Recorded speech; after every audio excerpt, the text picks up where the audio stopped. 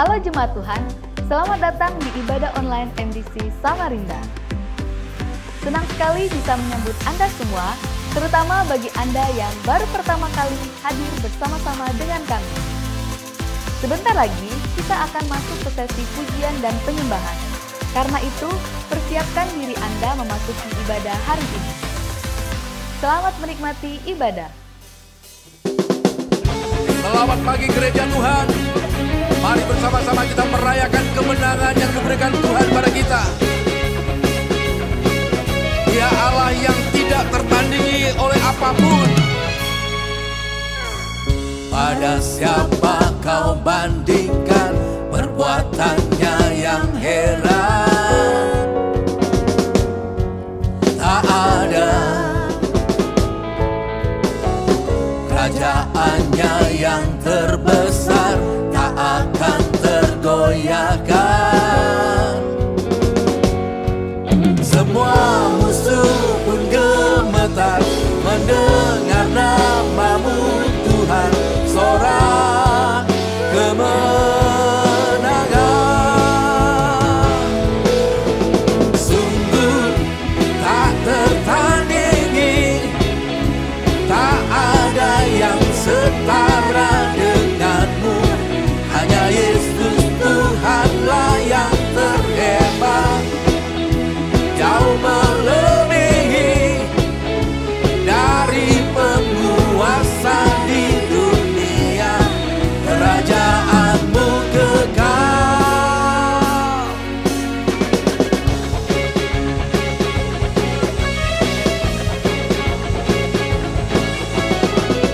Pada siapa kau bandingkan perbuatannya yang heran? Katakan, tak ada. Kerajaannya yang terbesar, tak akan tergoyahkan. Semua musuh pun gemetar mendengar namamu Tuhan, sorak kemenangan. Sungguh tak tertandingi, tak ada yang setara denganmu. Hanya Yesus Tuhanlah yang terhebat, jauh melebihi dari penguasa di dunia. Kerajaanmu kekal. Sungguh tak tertandingi, tak ada yang setara denganmu. Hanya Yesus Tuhanlah yang terhebat, jauh melebihi dari penguasa di dunia. Kerajaanmu kekal. Sungguh tak tertandingi, tak ada yang setara denganmu. Hanya Yesus Tuhanlah yang terhebat, jauh melebihi dari penguasa di dunia. Kerajaanmu kekal. Sungguh tak tertandingi, tak ada yang setara denganmu. Hanya Yesus Tuhanlah yang terhebat, jauh melebihi dari penguasa di dunia. Kerajaanmu kekal. Haleluya.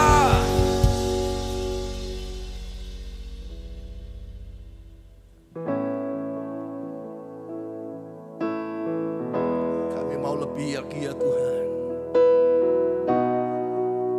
menikmati kasih-Mu, menikmati keindahan hadirat-Mu.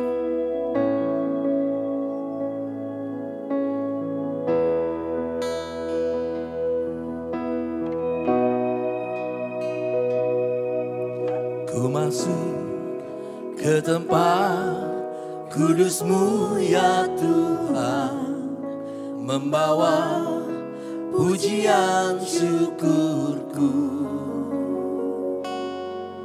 berdiri di hadapan tata suci-Mu, naikkan penyembahanku.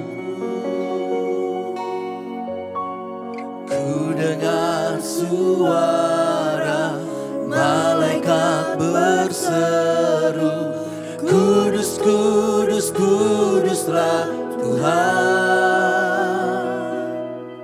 Seisi surga bersorak hingga bergema, elukan, tinggikan Sang Raja.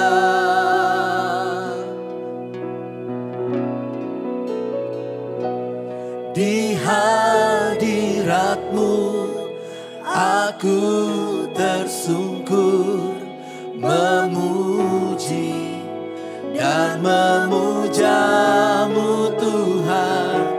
Tak terlukiskan keagungan-Mu, selamanya Kau Tuhanku.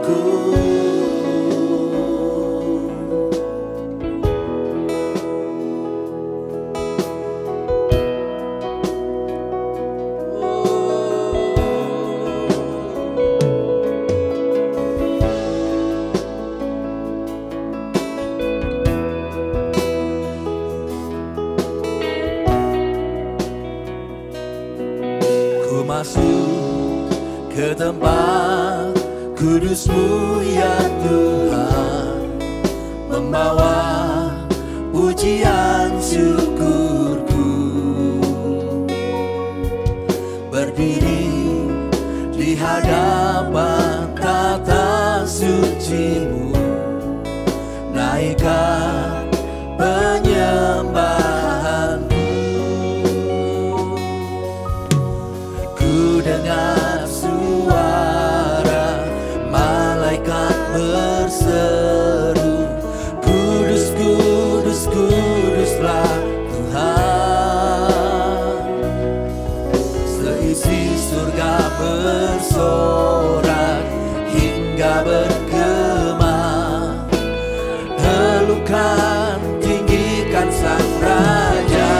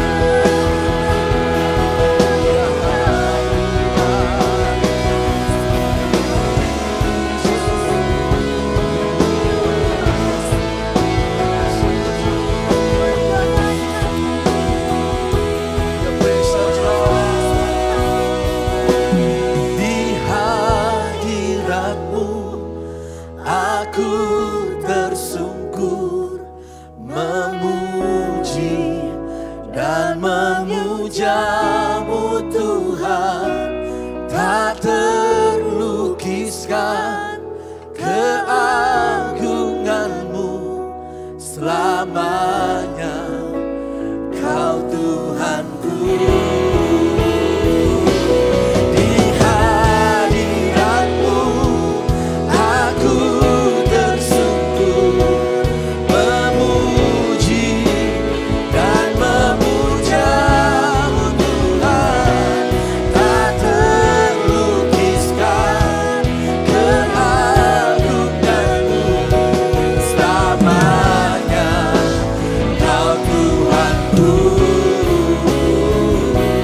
selamanya. Kau Tuhanku, selamanya. Kau Tuhanku.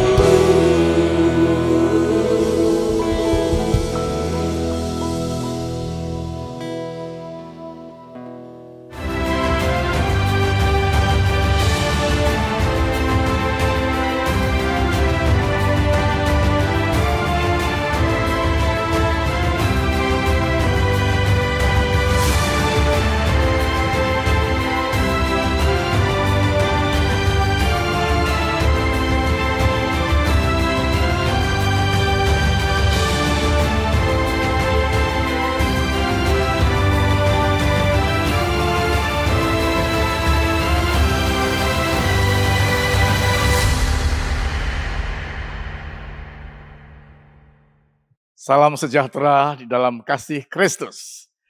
Tanpa terasa kita sudah melewati 7 bulan masa pandemi COVID-19 yang luar biasa. Dan harap dimaklumi sampai hari ini kita belum bisa mengadakan ibadah langsung. Tapi saya harap Bapak Ibu bersabar mengikuti ibadah online. Baik, mari kita melanjutkan renungan kita pada hari ini tentang Kitab Habakuk. Sangat menarik membahas Kitab Habakuk karena di dalam ayat-ayat sebelumnya yang kita sudah bahas minggu lalu, di sana dikatakan bahwa Habakuk dia mengeluh dan meragukan Tuhan. Kenapa? Karena penderitaan ini kok begitu lama. Mengapa? Sudah berdoa, sudah ini dan itu, tapi belum ada tanda-tanda pengharapan, pemulihan. Saya ingin kita menjiwai dan merasakan suasana batin bangsa Israel dan Habakuk waktu itu. Tuhan sudah memberitahukan kepada mereka bahwa negara Babel atau kerajaan Babel akan datang menyerbu kerajaan Israel. Dan kalau mereka datang, mereka akan ambil alih, mereka menguasai, mereka merampas. Sehingga kalau sampai itu terjadi nanti, maka bangsa Israel akan dimiskinkan. Semua yang mereka miliki akan diambil. Apa yang mereka sudah bangun akan dirampas. Sehingga kita bisa membayangkan ketika bangsa Israel dijajah atau direbut, dikuasai oleh Babel, mereka sungguh-sungguh akan menderita. Dan inilah suasana yang menguasai hati dan batin bangsa Israel. Nah, saudara bisa bayangkan, kalau kita dalam kondisi seperti itu, kira-kira bisa nggak kita memuji Tuhan? Bisa nggak kita menyembah Dia, berharap kepada Dia, padahal semua udah habis-habisan? Di dalam Habakuk ini kita akan melihat bagaimana Habakuk yang tadinya meragukan Tuhan, yang tadinya dia was-was, kenapa Tuhan tidak menjawab doanya? Kemudian dia tampil dengan gagah dan dia berkata, aku akan bersorak-sorai karena Tuhan memberi kekuatan kepadaku. Itu adalah suatu pernyataan yang luar biasa dari Habakuk. Mari kita lihat bersama-sama. Bapak Ibu yang kasih dalam Tuhan, di dalam situasi seperti ini, bangsa Israel dikuatkan imannya karena mereka melihat ada pengharapan. Judul kita pada hari ini adalah Unfailing Hope. Pengharapan yang tidak mengecewakan.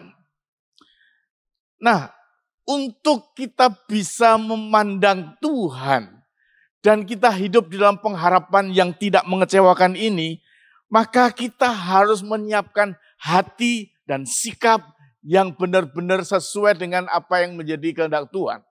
Nah, sikap yang seperti apa yang dimaksud yang Tuhan kehendaki? Pertama, yaitu tetaplah berharap dalam keadaan apapun. Tetaplah berharap dan bersyukur kepada Tuhan dalam keadaan apapun. Kitab Habakuk pasal 3 ayat 17 sampai dengan 19 berbunyi begini. Sekalipun pohon ara tidak berbunga, pohon anggur tidak berbuah, hasil pohon zaitun mengecewakan, sekalipun ladang-ladang tidak menghasilkan bahan makanan, kambing domba terhalau dari kurungan, dan tidak ada lembu sapi dalam kandang. Namun, aku akan bersorak-sorai di dalam Tuhan, beria-ria dalam Allah yang menyelamatkan aku. Allah Tuhanku, itu kekuatanku. Ia membuat kakiku seperti kaki rusa. Ia membiarkan aku berjejak di bukit-bukitku. Ayat ini luar biasa, suatu pernyataan iman yang dahsyat. Sulit sekali di tengah orang menderita bisa berkata seperti ini. Ya mungkin kalau kita lagi naik daun, kita lagi berhasil, lagi jaya, bersyukur, melompat, kita memuji Tuhan, itu suatu hal yang gampang. Tetapi bagaimana ketika keadaan lagi susah? Bagaimana ketika keadaan lagi dalam keadaan menderita? Bisakah kita memuji Tuhan, memuliakan Dia? Bisakah kita mengatakan Tuhan itu baik? Habakuk menunjukkan dia lakukan itu. Dia mengatakan aku memuji Tuhan, aku bersorak ketika keadaan lagi susah. Nah, Bapak Ibu, ayat ini menunjukkan pada kita tentang 3 kondisi bangsa Israel yang membuat mereka sulit untuk bersyukur sebetulnya.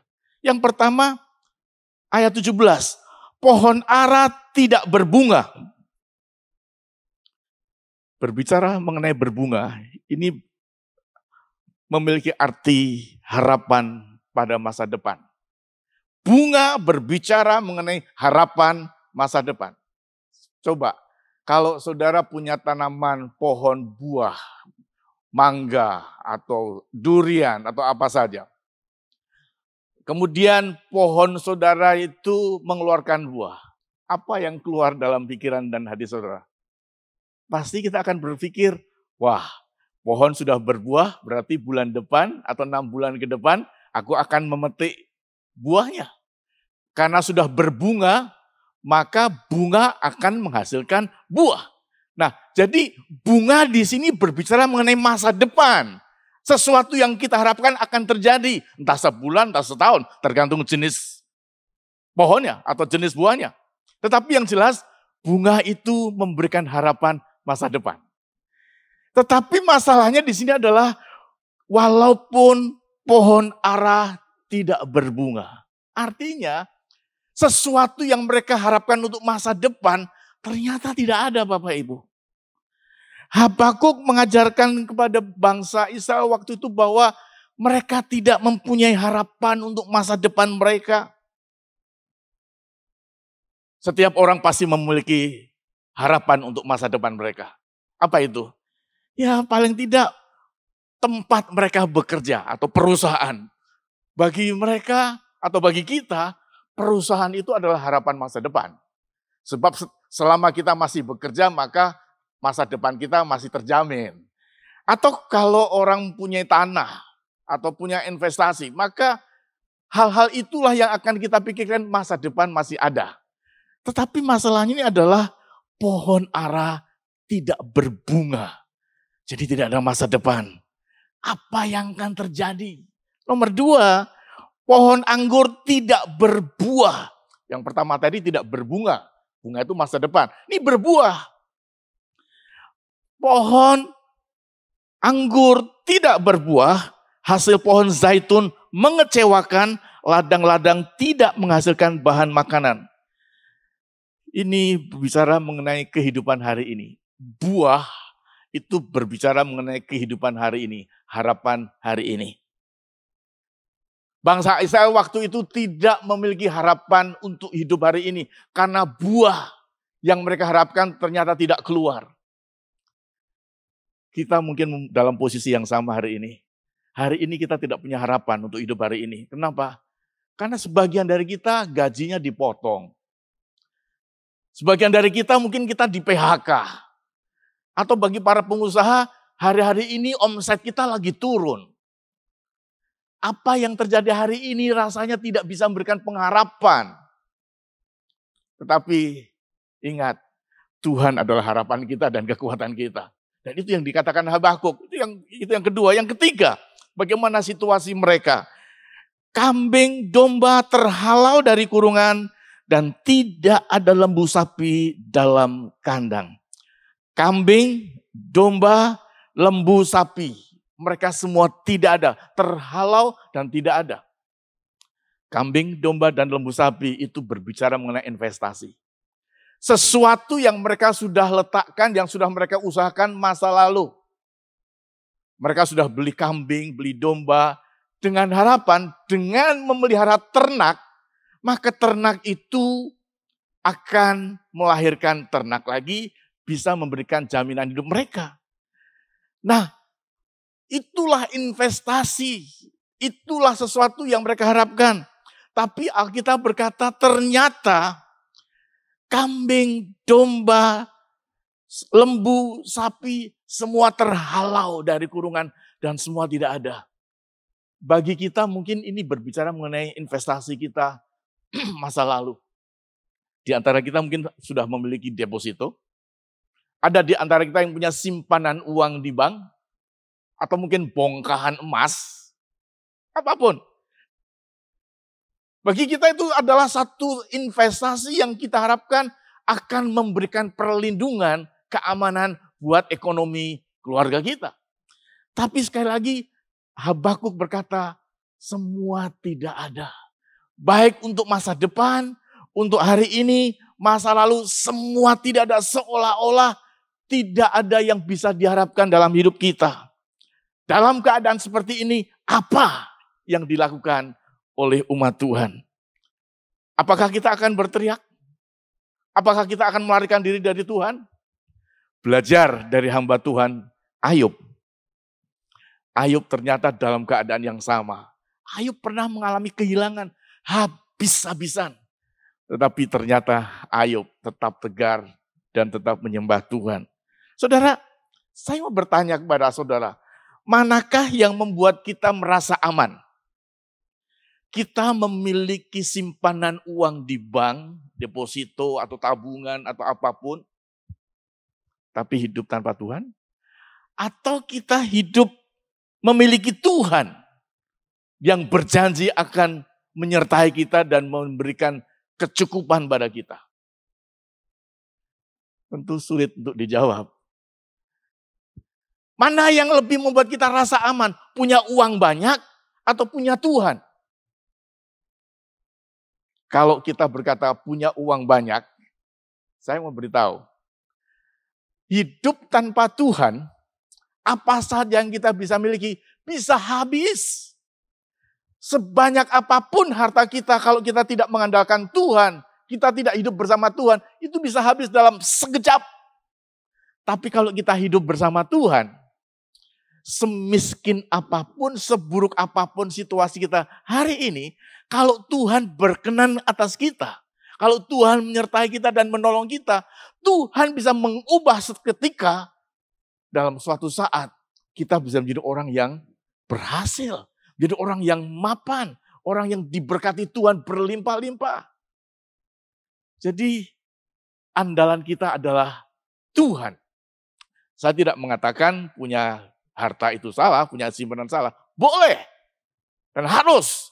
Tetapi jangan kita mengandalkan harapan kita bersandar kepada barang-barang itu. Sebab itu semua bisa hilang, bisa habis, bisa dicuri atau bisa dirugikan. Ataupun itu semua bisa tidak berfungsi lagi bagi kita. Nah, itu yang pertama. Kita harus berharap dan bersyukur kepada Tuhan apapun keadaannya. Yang kedua,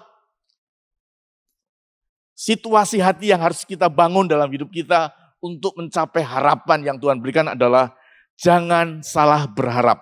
Habakuk pasal 2 ayat 18 sampai 20. Apakah gunanya patung pahatan yang dipahat oleh pembuatnya? Apakah gunanya patung tuangan pengajar dusta itu? Karena pembuatnya percaya akan buatannya. Padahal berhala-berhala bisu belaka yang dibuatnya. Celakalah orang yang berkata kepada sepotong kayu, terjagalah. Dan kepada sebuah batu bisu, bangunlah. Masakan dia itu mengajar? Memang ia bersalutkan emas dan perak, tapi roh tidak ada sama sekali di dalamnya. Ayat 20. Tetapi Tuhan ada di dalam baitnya yang kudus. Berdiam dirilah di hadapannya, ya segenap bumi.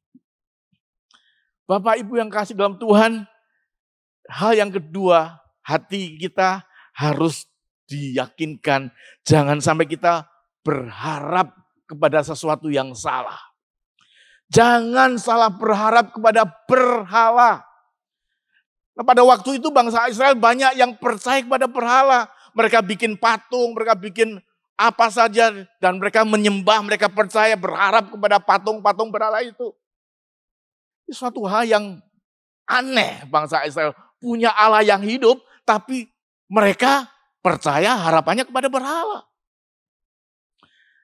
Sesungguhnya berhala itu tidak bisa berbuat apa-apa. Karena mereka benda mati. Berhala itu tidak bisa menolong kita, tidak bisa menjamin kita. Mungkin sudah bertanya, kan kita zaman modern, gak ada lah di rumah, gak ada berhala-berhala, gak ada patung-patung. Oke, mungkin itu benar. Tapi sudah tahu bahwa berhala zaman modern itu ada.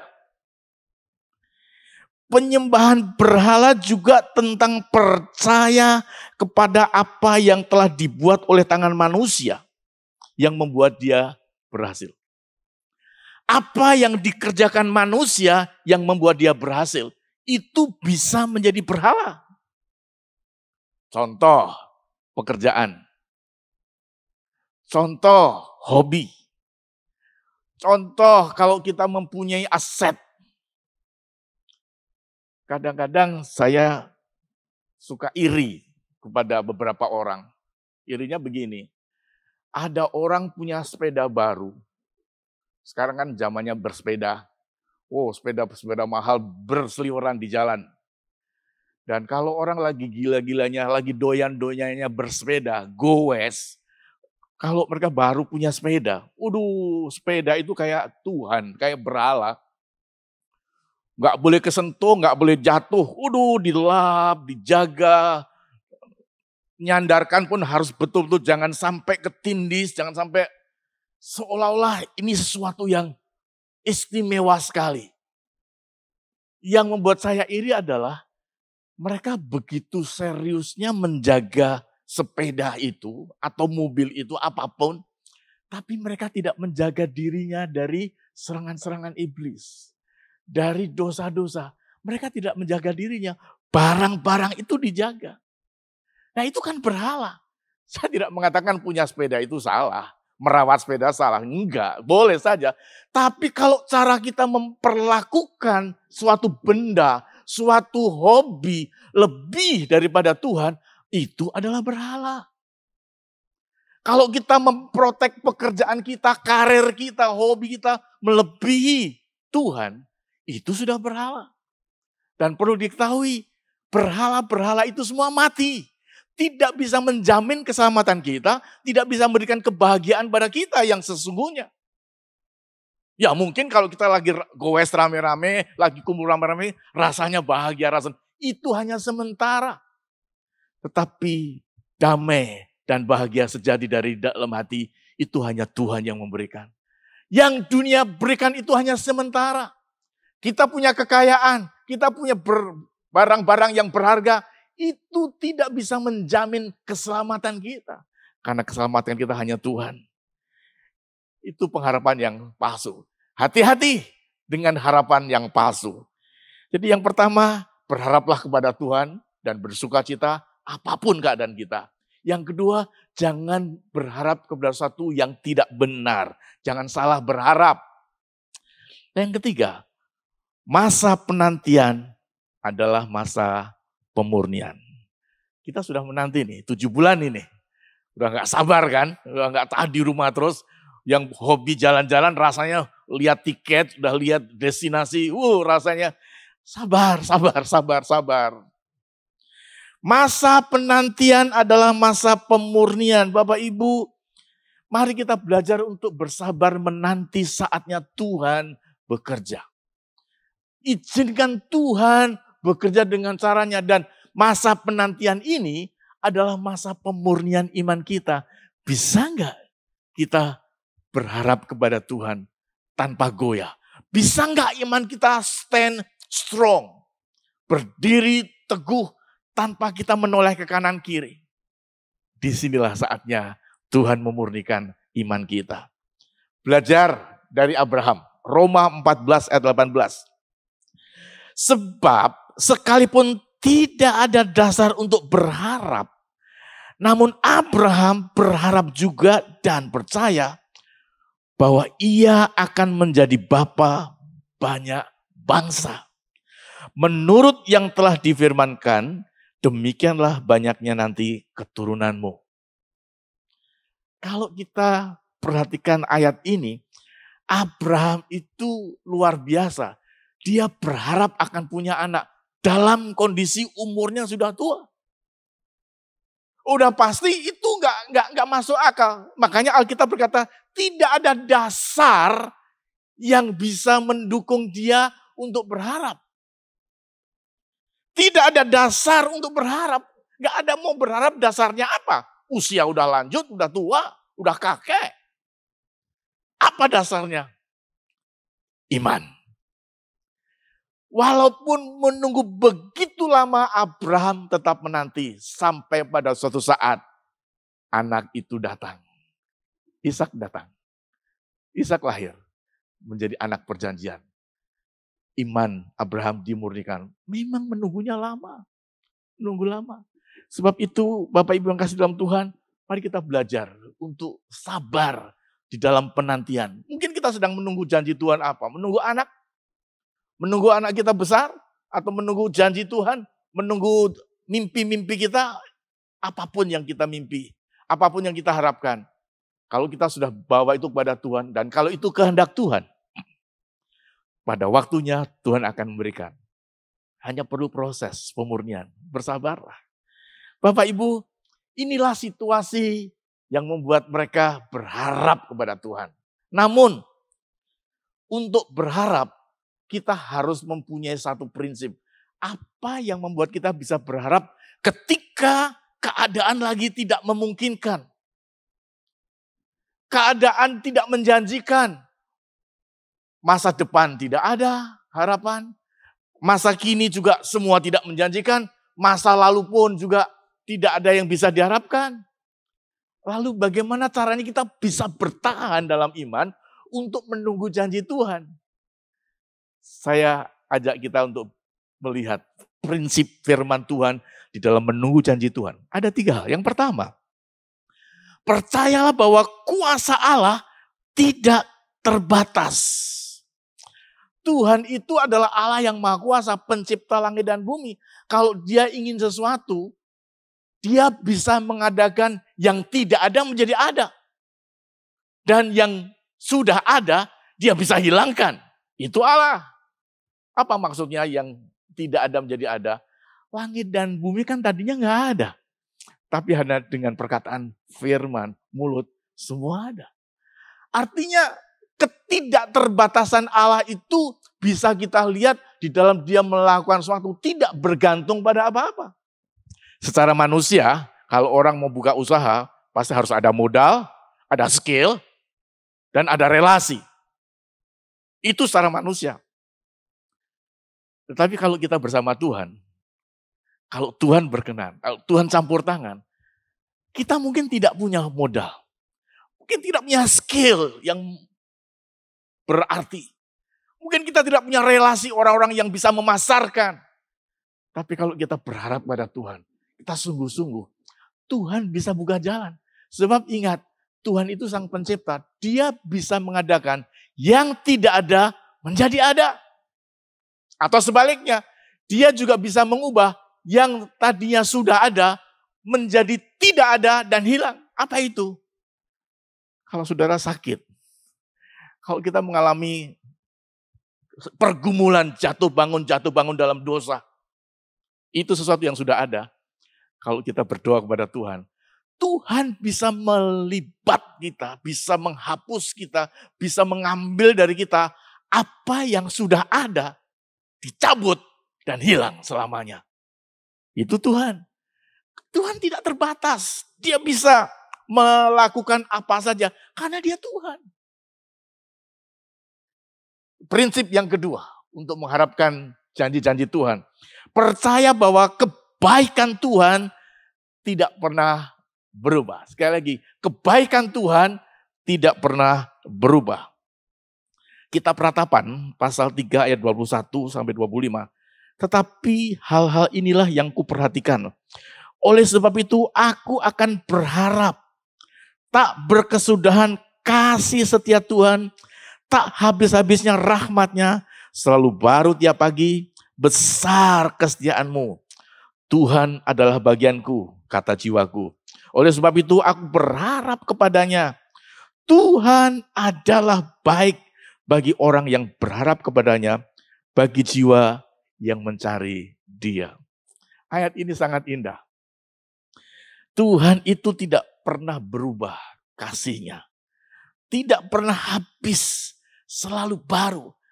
Tuhan tuh gak pernah kehabisan kasih.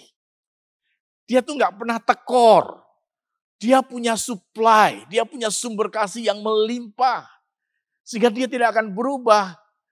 Walaupun keadaan bisa berubah, dan biasanya manusia bisa berubah dengan keadaan. Yang tadinya teman akrab, dia begitu dekat, intim.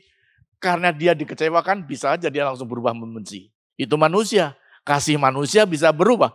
Tapi kasih Tuhan, dia tidak pernah berubah. Contohnya Petrus. Petrus itu adalah murid Yesus yang begitu lengket dengan Tuhan, dekat dengan Tuhan, intim dengan Tuhan. Kemanapun Yesus pergi, Petrus selalu mendampingi. Dia adalah orang yang paling dekat selain Yohanes dan Yakobus. Tapi ketika menjelang akhir dari hidup Yesus dan pelayanan Yesus ketika disalib, ternyata Petrus, murid yang tadinya dekat dengan Tuhan itu, dia mengkhianati Yesus. Dia menusuk Yesus dari belakang. Dia menyangkal Yesus. Dan Yesus tahu itu. Sebelumnya Yesus sudah kasih warning, peringatan. Petrus, sebelum ayam berkokok, kamu akan menyangkal aku 3 kali. Tuhan sudah memberikan peringatan. Tapi Petrus adalah Petrus. Itulah lambang manusia yang kasihnya itu mudah berubah. Tapi apakah Yesus kasihnya berubah karena dikecewakan? Karena disakiti? Tidak. Setelah Yesus mati dan bangkit, dia sempat panggil Petrus untuk makan bersama.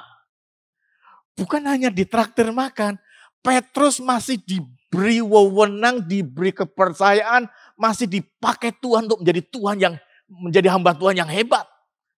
Luar biasa. Artinya, kasih Tuhan tidak pernah berubah walaupun dikecewakan. Bapak Ibu, mungkin kita jatuh bangun. Saya ingin saudara tahu, Tuhan tetap mengasihimu. Mungkin kita sudah meninggalkan Tuhan. Mungkin kita sempat melakukan hal-hal yang mempermalukan Tuhan. Kalau saudara sadar, bangkit dan kembali kepada Tuhan. Tuhan tetap mengasihi. Karena kasih Tuhan, kebaikan Tuhan tidak pernah berubah. Dan yang terakhir, yang ketiga, prinsip iman untuk mendatangkan pertolongan Tuhan dari apa yang kita harapkan adalah berserah di dalam iman kepada Tuhan. Kitab Habakuk pasal 2 ayat 20. Tetapi Tuhan ada di dalam bait-Nya yang kudus. Berdiam dirilah di hadapannya, ya segenap bumi. Alkitab mengajarkan kita untuk kita berdiam diri.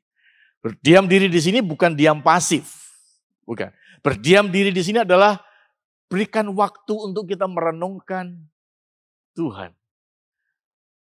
Berikan waktu untuk Tuhan, kita bisa berbincang-bincang, kita bisa berbicara dengan Tuhan, Tuhan berbicara kepada kita, kita mendengar. Nah seringkali orang berdoa kita ngoceh terus. Maksud kata firman Tuhan ini adalah ketika kita duduk di hadapan kaki Tuhan, di depan Tuhan, mari kita mendengar Tuhan berbicara apa. Firman Tuhan berbicara apa, kita dengar. Itu yang disebut berserah.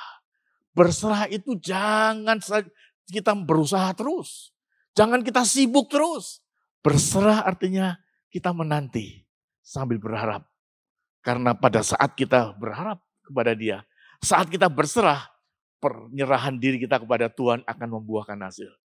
Kesimpulannya, Bapak Ibu yang kasih dalam Tuhan, sekalipun pohon ara tidak berbunga, pohon anggur tidak berbuah, hasil pohon zaitun mengecewakan, ladang-ladang tidak menghasilkan bahan makanan, kambing domba terhalau dari kurungan, dan tidak ada lembu sapi dalam kandang.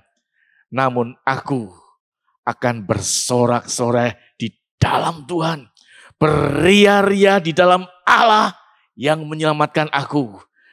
Allah Tuhanku, itu kekuatanku. Ia membuat kakiku seperti kaki rusa. Biarlah pernyataan iman dari Habakuk akan menjadi pernyataan iman kita kepada Tuhan hari ini. Sekalipun hari ini susah, sekalipun harapan untuk masa depan suram, bahkan harapan untuk hari ini pun gak jelas. Saudara, marilah kita bersyukur karena kita memiliki harapan kepada Tuhan yang tidak mengecewakan, unfailing hope. Tuhan akan menjadi jaminan bagi kita, masa depan kita. Tuhan yang akan berdiri di depan kita, akan membawa kita masuk ke dalam rencananya. Sebab itu tetap tegar, tetap beriman kepada Tuhan, jangan goyah. Karena harapan kepada Tuhan itu tidak mengecewakan. Mari kita berdoa. Ya Tuhan, kami datang kepadamu Tuhan dengan penuh pengharapan, dengan penuh iman. Karena Engkaulah sumber kekuatan kami, Engkau adalah sumber hidup kami, sehingga hanya kepadamu Tuhan. Kami tidak mau berharap kepada berhala. Kami tidak mau berharap, kami tidak mau bergantung kepada apa yang ada di dunia ini. Karena mereka semua tidak memberikan pengharapan. Karena harapan satu-satunya adalah kepadamu. Sebab itu ya Bapak, kami berdoa untuk saudara-saudara kami, jemaatmu Tuhan yang saat ini sedang mengalami kesulitan. Yang omsetnya turun, yang di PHK, yang mengalami kesulitan secara ekonomi. Tuhan, berikan Tuhan jawaban untuk kami, ketahanan, kemampuan, dan terobosan untuk kami menghadapi hari-hari ini. Kiranya Tuhan memberikan damai sejahtera. Buka jalan ya Tuhan. Kami juga berdoa ya Tuhan, untuk COVID-19 pandemi yang sedang menjadi pergumulan bangsa ini dan bahkan seluruh dunia yang mengganggu kehidupan kami. Kiranya Tuhan memberi kekuatan, memberikan hikmat kepada para pemimpin-pemimpin negeri ini. Bapak Presiden, Wakil Presiden, dan seluruh menteri dan semua yang terlibat di dalam penanganan pandemi ini. Kiranya Tuhan berikan hikmat, kiranya Tuhan kuasa-Mu akan turun mengatasi dan menolong kami semua Tuhan. Kami tahu Engkau sanggup. Kiranya kuasa Allah yang tak terbatas itu akan menjadi satu jawaban untuk menangani krisis yang sedang kami alami ini. Terima kasih ya Tuhan. Kami bersyukur dan kami berdoa untuk rumah tangga. Kami berdoa khususnya untuk ibu-ibu yang mereka harus dan terpaksa menjadi guru di rumah. Berikan kesabaran, berikan hikmat, berikan ya Tuhan kemampuan dengan cara-Mu Tuhan untuk mereka bisa mengatasi dan bisa membimbing putra-putri Tuhan yang Tuhan sudah percayakan. Kami juga berdoa ya Tuhan, untuk gereja-gerejamu di atas muka bumi. Kiranya masa-masa sulit ini membuat gerejamu tetap berdiri teguh. Bukan menjadi gereja yang takut, tapi gereja yang berani bersuara, gereja yang bertindak, dan gereja yang memberkati. Kami percaya Tuhan akan memakai gereja-gerejamu, umat-umatmu, untuk menjadi berkat buat orang-orang yang ada di sekeliling kami yang memerlukan. Tuhan, jadikan kami menjadi jawaban buat dunia di sekeliling kami. Pakailah kami Tuhan, berkati kami, supaya kami bisa memberkati orang-orang yang ada di sekeliling kami. Terima kasih Tuhan, kami menyerahkan iman kami, harapan kami, masa depan kami, hanya kepadamu Yesus Kristus Tuhan kami. Haleluya. Amin. Tuhan berkati. Jemaat Tuhan, tiba saatnya kita memberikan persembahan. Mari kita berdoa. Tuhan Yesus, kami bersyukur kepadamu. Terima kasih Allah yang senantiasa memberkati kami. Dan tiba saatnya kami akan memberikan persembahan kepadamu sebagai ungkapan syukur kami kepadamu.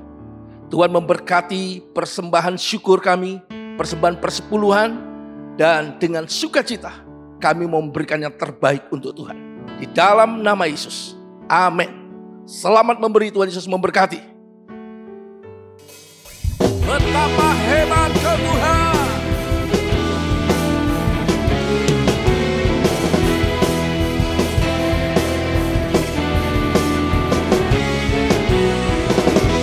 Berkuasa di bumi di surga,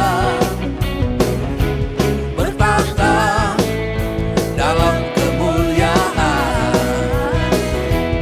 Dialah Tuhan Allah kita, namanya berkuasa, pembebas umatnya. Betapa hebat, betapa kuat, dahsyatnya Allah kita. Dia berjaya atas semua perbuatannya. Betapa hebat, betapa kuat, dahsyatnya Allah kita. Dia ternama Yesus Raja segala raja, Tuhan Allah kita.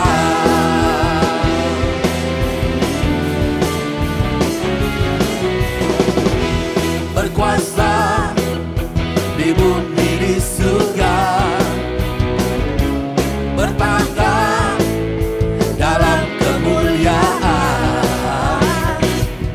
Dialah Tuhan Allah kita, namanya berkuasa, pembebas umatnya.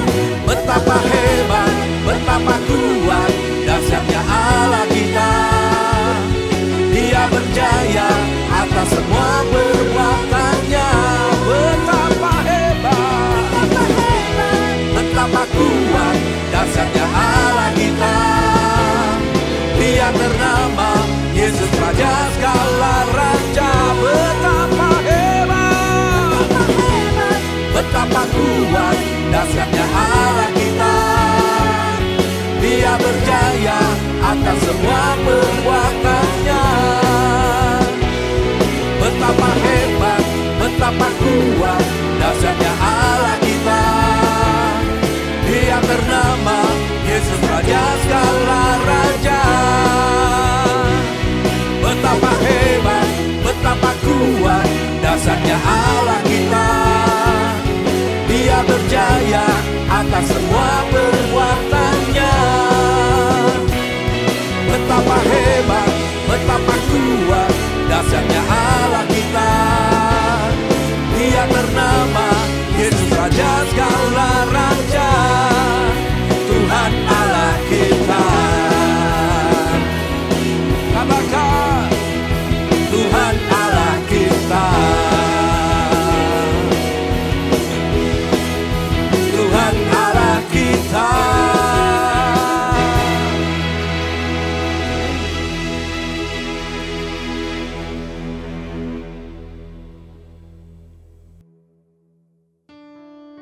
Saya percaya kita semua diberkati oleh kebenaran firman Tuhan pada hari ini. Dan mari kita akhiri ibadah kita. Dan Tuhan menyertai kita semua. Dan biarlah kuasa Tuhan hadir dalam kehidupan kita. Tuhan, aku berdoa untuk semua jemaat-Mu, untuk semua anak-anak-Mu yang sedang mengikuti ibadah online hari ini. Biarlah kuasa Tuhan, pengharapan dari Tuhan, kasih dari Tuhan, menyertai kehidupan mereka semua. Tuhan memberkati setiap keluarga yang ada. Tuhan memberkati usaha pekerjaan mereka. Apa yang dikerjakan mereka Tuhan jadikan berhasil. Supaya nama Tuhan dipermuliakan dalam kehidupan semua anak-anak-Mu hari ini Tuhan. Biarlah berkat keberhasilan dan keberuntungan ada dalam hidup mereka semua. Sebab nama Tuhan yang besar, nama Tuhan yang ajaib akan terus menolong, terus membela anak-anak-Mu dalam situasi seperti ini. Kami bersyukur Tuhan, di dalam nama Bapa, Putra dan Roh Kudus, di dalam nama Tuhan Yesus Kristus, kami sudah berdoa dan kami mengakhiri ibadah kami. Haleluya, amin. Tuhan memberkati. Terima kasih telah mengikuti ibadah kami secara online. Kami percaya Anda terus bertumbuh dalam iman dan kasih kepada Tuhan. Memberikan persembahan adalah bagian dari ibadah online ini, sebagai tanda ucapan syukur kita kepada Tuhan. Anda dapat mengirimkan persembahan dan persepuluhan ke rekening gereja dengan cara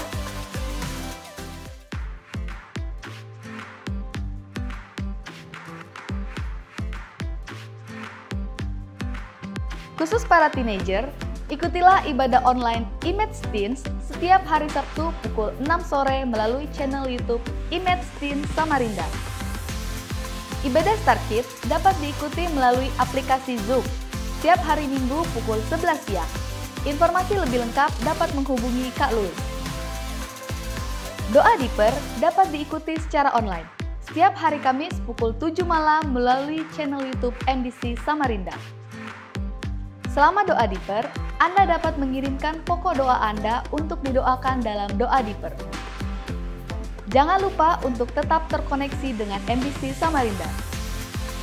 Anda bisa follow dan subscribe ke media sosial kami di Instagram, Facebook, YouTube, maupun aplikasi MDC Samarinda. Terima kasih telah beribadah bersama kami, dan kami sangat menantikan kunjungan Anda selanjutnya.